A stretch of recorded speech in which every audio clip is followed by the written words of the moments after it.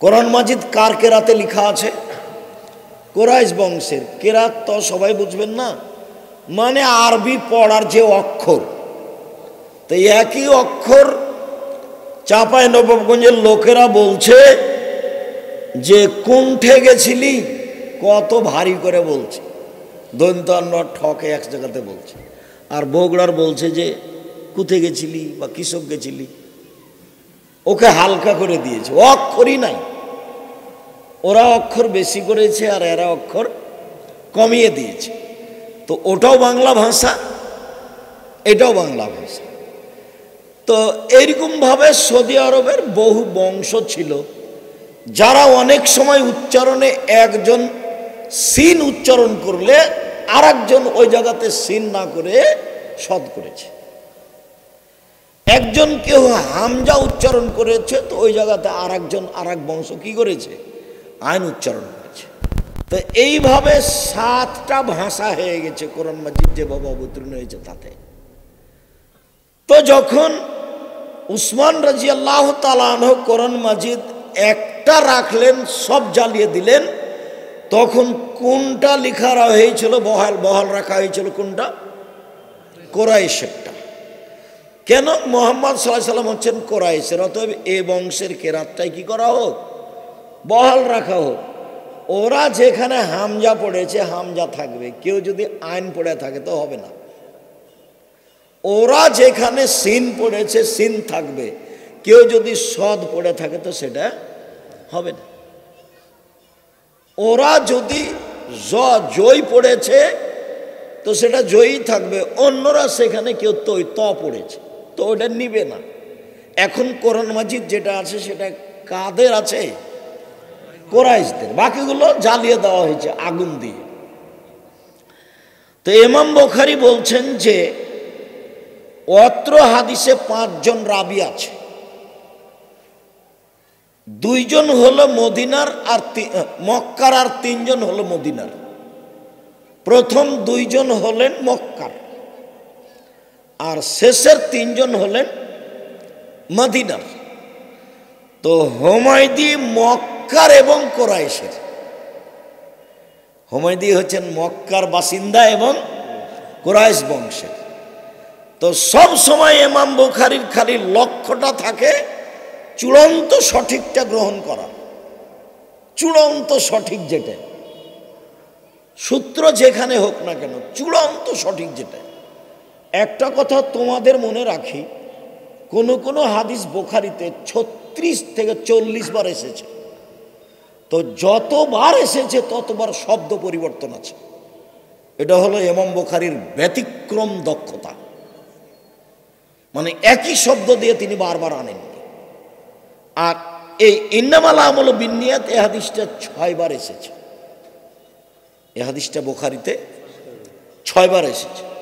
তবে এর চেয়ে বেশি শব্দ এসেছে অন্য অন্য কোনো জায়গায়, এখানে কিছু শব্দ বিলুপ্ত আছে। তো হাদিস শাস্ত্র যেটা কুরাইশ বংশের সে লোক দিয়ে তিনি গ্রহণ করেছেন এবং মক্কার। তারপরে হুমায়দি, আব্দুল্লাহ ইবনে জুবায়ের সবার পরিচিত মানুষ। 75টি হাদিস ইমাম বুখারী গ্রহণ করেছেন হুমায়দি থেকে। তারপরে হলেন সুফিয়ান ইবনে ওয়াইনা, একজন আছেন সুফিয়ান সৌরি আর একজন আছেন সুফিয়ান ইবনে ওয়াইনা। দুইজনই খুব বড় বড় বিদ্বান। তবে সুফিয়ান সৌরি কিছু মাযহাব অবলম্বন করেন, যেটা তিরমিজিতে বিস্তারিত সময়ে সময়ে পাওয়া যাবে। তিরমিজি বড় শাইখ দিয়ে পড়াতে হয়। তিরমিজির লেখক ব্যতিক্রম মুহাদ্দিস পৃথিবীর, সারা দুনিয়া ওর মধ্যে ঢুকে রেখেছে। তো সুফিয়ান সৌরিরই ছাত্র হচ্ছেন হুমায়দি, যিনি 1 নম্বরে আছেন। এনারা দুইজনই মক্কার মানুষ। তারপরে হলেন ইয়াহইয়া ইবনে সাঈদ আল আনসারী। ইয়াহইয়া ইবনে সাঈদ আল আনসারী মদিনার মানুষ।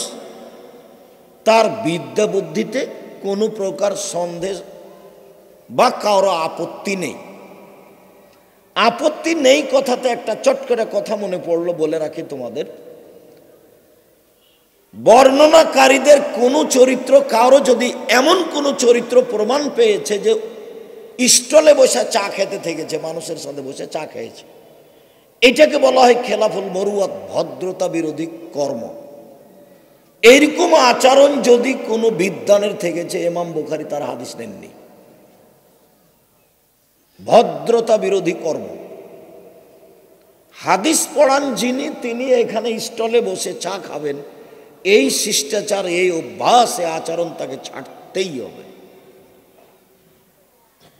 জামিয়া সালাফিয়ার ভিতরে চায়ের স্টল আছে, সব কিছু আছে। আমাকে ওই পাশ দিয়ে গেলে বসতে বলে, তো বলছি দেখো ফাঁকি দিয়ে চা বিক্রি করিও না, এটা বলতে এসেছি। কেউ অভিযোগ করলে এখানে থাকতে পাবা না। আমি তোমার চায়ের স্টলে বসে চা খাবো, এই জন্য আমি আসিনি। তাকে বলা হয় খেলাফুল মরুয়াত, ভদ্রতা বিরোধী কর্ম। 5 জন বর্ণনাকারী আছে অত্র হাদিসে, কারো ব্যাপারে কোনো প্রকার ভুলে যাওয়া, কোনো দোষ ত্রুটি, ভদ্রতা বিরোধী আচরণ, মানুষের সাথে লেনদেনে মিথ্যা, গ্রামবাসী তার উপরে মিথ্যা আরোপ করেছে, কেউ খারাপ মন্তব্য করেছে, এরকম কোনো প্রমাণ নেই। তারপরে হলেন মুহাম্মদ ইবনে ইব্রাহিম আত-তাইমি আর আলকামা ইবনে ওয়াক্কাস, খুব বিচক্ষণ মানুষ, ফকিহ, কোরআন হাদিসের সারমর্ম কি তা খুব ভালো বুঝতেন। তো তিনি সাহাবী না তাবেঈ, এই নিয়ে বিদ্বানদের 2 মত আছে। আগেরগুলো সবাই তাবেঈ, হুমায়দি থেকে শুরু করে 4 জন সবাই তাবেঈ। তাবেঈ মানে সাহাবীদের অনুসারী যিনি, আর সাহাবী মানে নবীকে নগদ দেখে অনুসারী যিনি। সাহাবী মানে নবীকে নগদ দেখে অনুসারী যিনি, আর তাবেঈ মানে সাহাবীকে দেখে থেকে অনুসারী যিনি, আর তাবেঈ মানে তাবেঈকে দেখে চলেছেন যিনি। তো অত্র হাদিসে 5 জন রাবি আছে, বর্ণনাকারী, তার 4 জনই হলেন তাবেঈ, আর 1 জন তাবেঈ না সাহাবী তা নিয়ে মতভেদ আছে। আব্দুল্লাহ মিন্নাতুল বারিতে তাবেঈ নয়, এটাই চূড়ান্ত সিদ্ধান্ত দিয়েছে। খুব তথ্যবহুল আলোচনা মিন্নাতুল বারি, বুখারীর ব্যাখ্যা, একবারে ভিন্ন ধরনের তথ্যবহুল আলোচনা। আলবানী যে 4টা হাদিসকে জয়ীফ বলেছেন বুখারীর, এমন লিখা হয়েছে, পড়লে মনে হবে যে আলবানীর বড় ভুল হয়ে গেছে, এরকম মনে হবে। তো আলকামা ইবনে ওয়াক্কাস আল-লাইসি বিচক্ষণ রাবি, রাবিদের ব্যাপারে মোটামুটি কথা শেষ করলাম। তারপরে হলো ইন্নামাল আমালু বিন্নিয়াত। ইন্নামাল আমালু বিন্নিয়াত, এই হাদিসটি ইমাম বুখারী কেন নিয়ে আসলেন? আলোচনা তো ওহীর, তো এখানে তো ওহীর কোনো কথা নেই, যার কারণে একচাটিয়া বিদ্বানগণ বলতে চেয়েছেন যে ছাত্র শিক্ষক সবাই যেন নিয়তটা ঠিক করে নেয়। পড়তে পড়তে কয়দিন পরে একজন বলছে গার্মেন্টসের চাকরি নিবি, বেতন 30,000, তখন বলছে যে বুখারীর দার্স থাক, গার্মেন্টসে যাই, টাকা। তো বাপ মা মিলে সিদ্ধান্ত নিয়েছে যে চল রে, ছেলেটা 3টে তো পার হয়ে গেছে, দুনিয়ার বদ, একটা ভালো আটমূল মাদ্রাসায় দিই। তো আটমূল মাদ্রাসায় দিয়েছে। তো 2-4 মাস পরে খালা বলছে, ছেলেটার খালা, তোর মা বুঝে তোকে নষ্ট করার জন্য দিয়েছে। তোর কত মেধা ভালো, তোকে যদি এতে বগুড়া ক্যাডেট স্কুলে ভর্তি করতো তাহলে তোর কত শোনো হতো, কত কি করতি, ইঞ্জিনিয়ার হয়ে একটা বড় ডাক্তার হয়ে শয়তান হতি, প্রতারক। তো এভাবে খালা বারবার বলেছে। তখন খালাকে গিয়ে বলছে, তার খালা আবার ওর মাকে ধমকালছে। তখন ধট ওর খালু আবার বলে, তুমি জাগা পাও না, ছেলেটা ওখানে দাও। কয়দিন পরে তখন নিয়ত কি হয়ে গেছে, উল্টে গেছে। দিয়ে বলছে যা হয়েছে হয়েছে, ভুল তো করেছি, ছেলেটা বগুড়াতে ভর্তি করে দিয়াই রে। ইন্নামাল আমালু বিন্নিয়াত। ইমাম বুখারী কি আসলে ওহির সাথে মিলানোর জন্য হাদিসটা নিয়ে এসেছেন, না ছাত্র শিক্ষকের অন্তরকে সংশোধন করার জন্য নিয়ে এসেছেন? বলছে যে 8 বলে এসেছি, এখন কয়েকদিন বুখারী পড়বো, আসলে কুষ্টিয়া বিশ্ববিদ্যালয়ে ভর্তি হবো সেই জন্য। তো কয়েকদিন কোথায় আর থাকবো, 8 বলে খাই থাকি ফিরি। তো জামিয়া সালাফিয়ায় গেল না কেন, হাজার হাজার ছাত্র। তো বলছে যে আর বলেন না, আব্দুর রহমান এমন শক্ত, বাপ রে বাপ, পা ধরে পড়ে নিয়ে গেছিলাম, তো হয়নি। ওই যে হবে না রে, অন্তর আর একটা আছে। কয়দিন পরে ও কোথায় যাবে, কুষ্টিয়া বিশ্ববিদ্যালয়ে ভর্তি পরীক্ষা দিতে যাবে। আসলে এমনি আছে ও এখানে। তো ইমাম বুখারী বলছে যে ছি ছি ছি ছি, ওহির আলোচনা শুরু করেছি, কিন্তু তুমি আগে কি করো, সংশোধন হও। ইন্নামাল আমালু বিন্নিয়াত।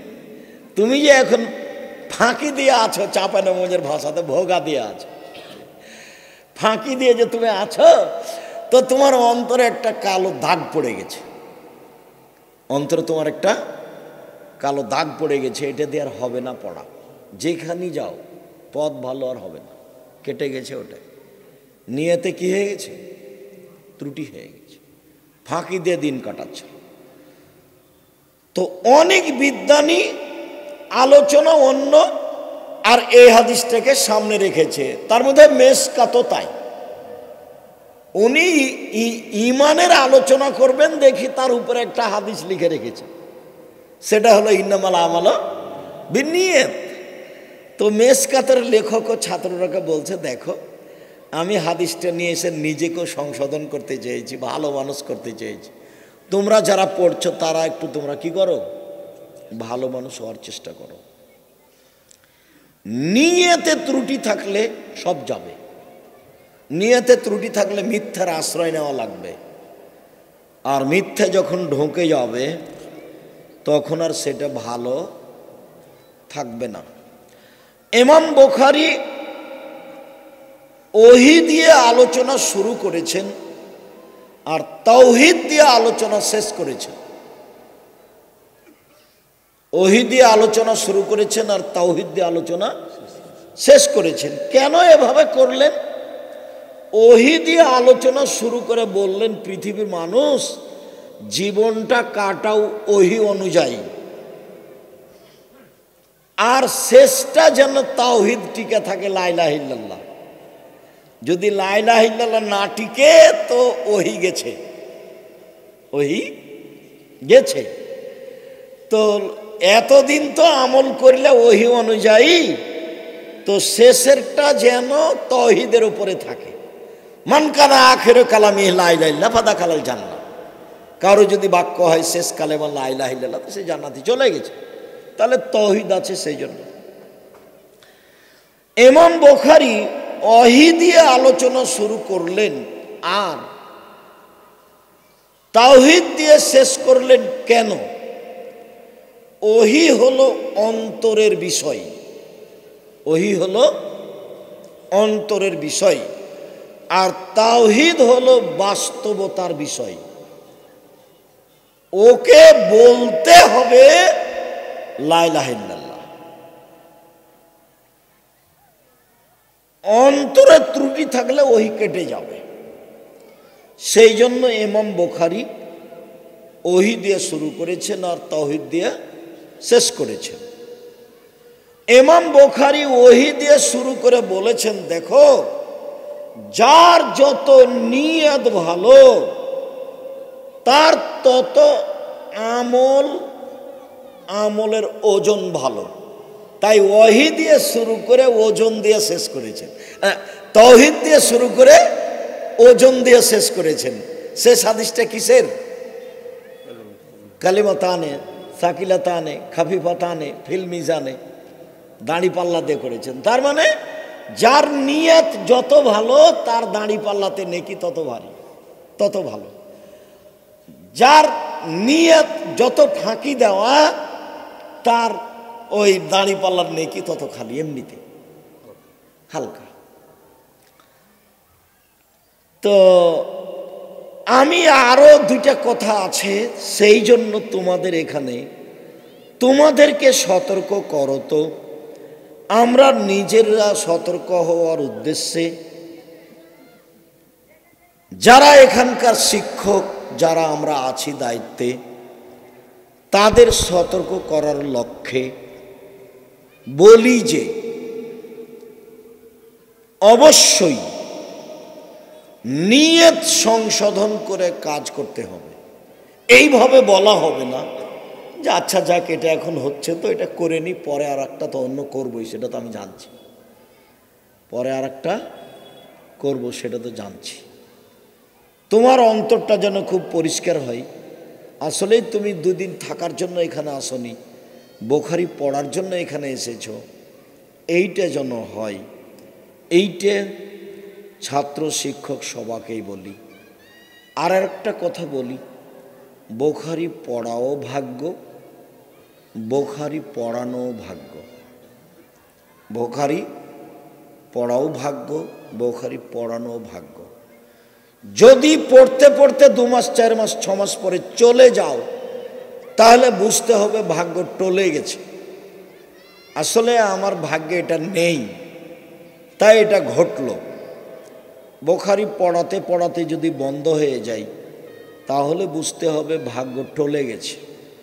আসলে আমার ভাগ্যে এটা নেই, আমি জোর করে ধরে রাখছিলাম। এরপরে যেটা জরুরি কথা, আমি আপাতত তোমরা বই খুলে থাকো, দার শেষ করে আমি কোরআন মাজিদ থেকে 2-1টা কথা বলছি। তার প্রথম কথা হলো এই যে আটমল সালাফিয়া মাদ্রাসা আল্লাহকে সন্তুষ্ট করার উদ্দেশ্যে চালু হয়েছে।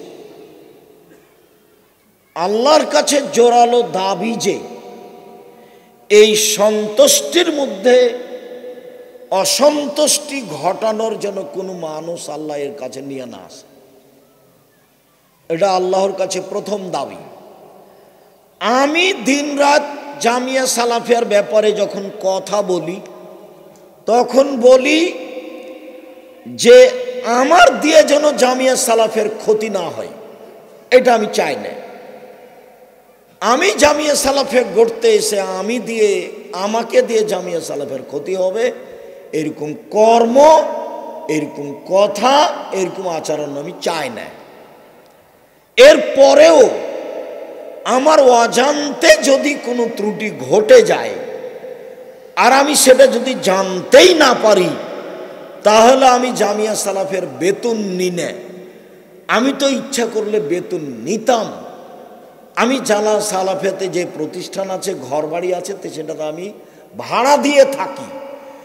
তো যেহেতু আমি জামিয়া সালাফের কোনো সুবিধা ভোগ করি না, বেতনও নিই না, তা আমার অজান্তে যদি কোনো ত্রুটি ঘটে যায়, তাহলে ওইটা তুমি আমাকে বিনিময় হিসাবে গ্রহণ করে পার করে দিও, জামিয়া সালাফের জন্য ক্ষতি না হয়। আমি জানতে পারিনি সেজন্য তুমি ক্ষতি করে দিবে, এটা আমি চাইনি। আমি তোমাকে আর একটা বলে রাখছি, আমি জামিয়া সালাফের সুবিধা ভোগ করি না, এক সন্ধ্যা খেলে তার টাকা দিয়ে দিই। অতএব আমার ত্রুটি তোমার কাছে ধরা পড়েছে, আমি বুঝতে পারিনি, তা আমি যে কর্ম করেছি ওটাকে বিনিময় করে তুমি জামিয়া সালাফে বহাল রাখবা, আমার জন্য ক্ষতি না হয় আর জামিয়া সালাফের জন্য ক্ষতি না হয়। আর আমি যদি আমার ত্রুটি বুঝতে পারি জেনে শুনে সজ্ঞানে, তা আমি পরিবর্তন করব ইনশাআল্লাহ। তার মানে আমি জামিয়া সালাফের সরিষা সমপরিমাণ ক্ষতি চাই না। আটমল সালাফিয়া মাদ্রাসায় যারা আসে কোরআন হাদিস শুনতে, যারা আসে টাকা পয়সা দিতে, যারা আসে প্রতিষ্ঠান দেখতে, তাদের ভিতরে সামান্যতম আল্লাহকে সন্তুষ্টি করা ছাড়া আর কোনো যেন উদ্দেশ্য না থাকে। আল্লাহু আমিন। থাকলেও ক্ষতিগ্রস্ত হবে, তাকে ক্ষতিগ্রস্ত হতেই হবে। যারা আসবে কোরআন হাদিস শুনতে, আল্লাহকে সন্তুষ্ট করার জন্য আসবে মাথাটাকে খালি রেখে। মাথাটাতে কোনো দল আছে, কোনো সংগঠন আছে, তারপরে কোনো ব্যক্তি আছে, তারপরে হুমায়ুনকে কালামকে যারা দায়িত্ব পালন করে তাদেরকে একটা কথা বলে ভটকে দিব, এরকম কোনো হিসাব নিয়ে যেন না আসে। তাতে সেও ক্ষতিগ্রস্ত হবে, প্রতিষ্ঠানের ক্ষতি হবে। পরে আরো দুইটা কথা আছে, এই কথাটা প্রথমে বলছি। আসেন, আসতেই হবে। আটমলে এই মাদ্রাসা, আটমল সহ এতদা অঞ্চলের যত লোকজন আছে সবাকেই দেখতে হবে, দেখতেই হবে। মাথায় শুধু কাকে সন্তুষ্ট করা থাকতে হবে? আল্লাহকে। আল্লাহকে সন্তুষ্ট করার জন্য আসতে হবে, বসতে হবে। ত্রুটি ভিতরে থাকে না যেন, পরবর্তীতে যারা আসবে তাদেরও যেন হয় না। এইটা দাবি প্রথমে কার কাছে করি? আল্লাহর কাছে। তারপরে মানুষ হিসেবে আমাদের কাছে, আপনার কাছে বলছি, একে আল্লাহর সন্তুষ্টির জন্যই তৈরি করা হয়েছে। তৈরি করো তো বহুদিন আগে একদিন সাদুরিয়া মাদ্রাসায় জালসায় এসেছিলাম। আব্দুর রহমান জুমার বাড়ি কাছ খাকা মৌলবীর ছেলে ওই মাদ্রাসা চালাচ্ছিল, কচ্ছপ খাওয়া আবু তাহের। সেখানে গিয়ে দুইজন মানুষ দেখা করেছিলেন, নূর মোহাম্মদ মাস্টার আর খয়বার হাজি আব্দুর রাজ্জাক। আটমূলে একটা মাদ্রাসা করতে হবে। তখন আমি বললাম, আপনি কি করেন আর আপনি কি করেন? তো তাদের পরিচয় দিল। তো সেইখানে কিছু বৈঠকে কথা হলো। তারপরে একদিন আসলাম, তাহলে এইখানে মাদ্রাসা করতে হবে। আসি, খাই, খালি কার বাড়িতে? এই কার বাড়িতে খাই? নূর মোহাম্মদ। আর নূর মোহাম্মদ সর্দার, নূর মোহাম্মদ সর্দার হলেন নানা, মানে বলি আমরা নানা, আর ওনার স্ত্রী হলেন নানি। তো নানা আর নানি, নানির বাড়ি রান্না বান্না খাই আর এই গল্প করি আর সময় কাটাই যে কিভাবে মাদ্রাসা করতে হবে। গড়তে ভাবতে ভাবতে ভাবতে পরবর্তীতে আরো আয়সা যোগ হলো। যারা তব ভাই আসলেন, আরো যারা আলাউদ্দিন, আব্দুল লতিফ মাস্টার, ওনারা সব আসলেন, দিয়ে 5-6 জন হয়ে গেল। সূচনা হলো 2 জন দিয়ে, বৈঠক 2-3টা হলো 2 জন দিয়ে, আর আমি আছি ফাও, এমনি আমিও আছি একবারে সূচনা থেকে প্রথম দিন। তো ঠিক আছে, করা লাগবে। সিদ্ধান্ত হলো, শিক্ষক ঠিক করলাম আবুল কালামকে, আর একজন কি নাজমুলকে দিয়ে ওকে পাঠালাম এখানে। হ্যাঁ, নাজমুলকে আগে পাঠালাম, দিয়ে চালু করা হোক। কোনটা? ঘরের 2 তলাতে ছাত্র থাকতো ঘরে, ওটা চালু করা হলো। জি,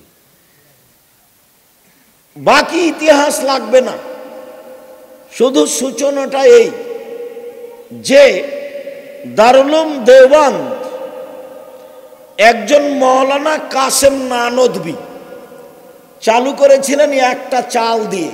দারুল উলুম দেওবন্দে একটা চাল আর 6টা খুঁটি। কাসেম নানদভী হলেন পরিচালক, শিক্ষক, আর হুসাইন আহমদ মাদানী হলেন ছাত্র। যে হুসাইন আহমদ মাদানী 50 বছর যাবৎ, 45 বছর যাবৎ বুখারী পড়িয়েছে। তো 6 জন ছাত্র দিয়ে চালু। আর একটা কথা আছে যেটা আমি বিশ্বাস করি না, সেটা বিদাতি কথা, যে কাসেম নাদৌরি স্বপ্নে দেখলেন, তারপর এখানে এসে এই জায়গাটাতে এর নাক দিয়ে টানেন, শ্বাসস্থান খালি গন্ধ আছে, খালি সেন্ট আছে, সেন্ট আছে। কিসের সেন্ট রে? হাদিসের সেন্ট। বলে মাদ্রাসা খুলতে হবে। এইগুলো কথা ঠিক নয় বলে আমি মনে করি। তো উনি চালু করেছিলেন একটা চাল দিয়ে, দেওবন্দ একটা চাল দিয়ে 6টা খুঁটি দিয়ে চালু হয়। তো এটাও সেভাবে চালু হয়েছে। কোনো দিন তারা ভুল অক্ষরে কাসেম নাদবীকে ভুলেনি, নবী নয় যে নবী বলে ডাকে। কোনোদিন তারা হোসাইন আহমদ মাদানিকে ভুলেনি, নবী নয় যে নবী বলে ডাকে। আমি আসলে বলিনি যে হোসাইন আহমদ মাদানি শিরক করেছেন। জজ আমাকে যখন বলল সিলেট সুনামগঞ্জ কোর্টের, ও ভুল বলল, কিন্তু আমাকে কথা বলা নিষেধ করা আছে, তাই আমি বলতে পারিনি। আমি বলেছি যে এটা শিরক, এটা শিরক, এটা শিরক। হোসাইন আহমদ মাদানি যেখানে ডালিম গাছের নিচে বুখারী পড়াতেন, পরবর্তী শিক্ষকেরা বলতেন যে বরকতের জন্য ডালিম গাছের নিচে বুখারী পড়তে যেতে হবে একদিন। আমি বলেছি এটা শিরক। কথা বুঝতে পারোনি? আমি বলিনি যে হোসাইন আহমদ মাদানি মুশরিক, এ কথা আমি বলিনি। আমি বলেছি যে হোসাইন আহমদ মাদানি ডালিম গাছের নিচে বুখারী পড়াতেন, পরবর্তীতে যেসব বিদ্বানেরা বলেছেন যে বরকতের জন্য একদিন কোথায় বুখারী পড়াতে যেতে হবে? ডালিম গাছের নিচে। আমি এটাকে শিরক বলেছি।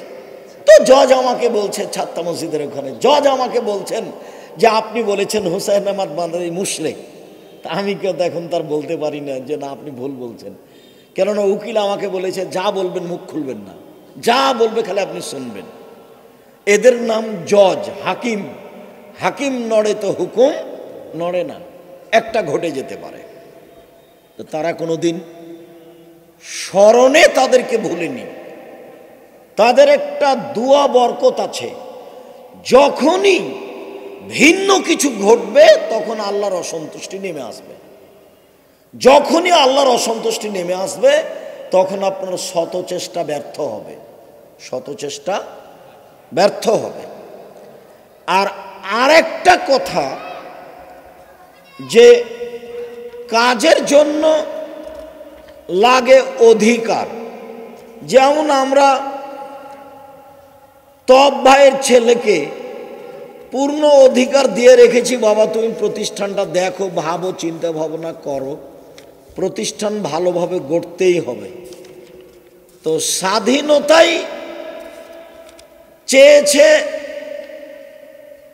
মুসা আলাইহিস সালাম ফেরাউনের কাছে গিয়ে। স্বাধীনতার খুব দাম। একবারও বলেননি মুসা ফেরাউনকে যে ইসলাম কবুল করে, ইসলাম গ্রহণ করেন, বলেন এক আল্লাহ, বলেন এক আল্লাহ, এ কথা মুসা বলেননি। দেখেন 1 মিনিট বলি, এই চলো এক, চুপ থাকো। মুসা আলাইহিস সালাম আল্লাহ যখন মুসাকে বললেন যে ফেরাউনের কাছে যান আপনি, তো মুসা বললেন যে আমি সাবলীল ভাষায় ভালো করে কথা বলতে পারি না। তখন আল্লাহ বললেন যে আমি ওটা ঠিক করে দিচ্ছি, আপনি বলেন রব্বি ইশরাহ লি সাদরি ওয়া ইয়াসসির লি আমরি ওয়াহলুল উকদাতাম মিন লিসানি ইয়াফকাহু কাওলি। যেতে হবে, যান, আমি ওটা ঠিক করছি। তখন মুসা আলাইহিস সালাম বলছেন, দেখেন ফেরাউনের পক্ষ থেকে আমার উপরে একটা হত্যার অভিযোগ আছে, আমি কিন্তু এক থাপ্পড় দিয়ে একটা মানুষ মেরে পালিয়ে এসেছি, ও কিন্তু আমাকে মারবে।